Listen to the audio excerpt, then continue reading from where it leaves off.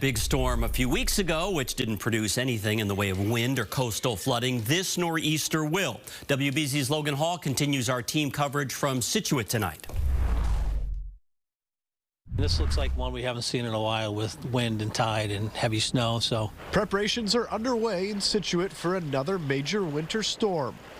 We're expecting power outages. We're expecting some minor to moderate flooding, so the crews have been getting ready. Jim Boudreau is the town administrator and says his crews are already hard at work. Scituate will be under a coastal flood warning on Monday. It's a major concern here among residents. Well, this parking lot we're standing in now will flood Hummerock, Fourth Cliff, Central Ave. That will be cut off. There'll also be debris in the road down there. The lighthouse will flood. With the worst of the storm coming in the early hours of Monday morning, Jim says Scituate will be staffed up. Between police, the fire department, and DPW, they'll have about 100 people ready to respond. 3 o'clock Monday morning is going to be really the high tide that we're worried about, so we're going to be keeping an eye on that. But right now, just getting everything ready, getting all the equipment, getting the crews, making sure they're resting up and get ready to go.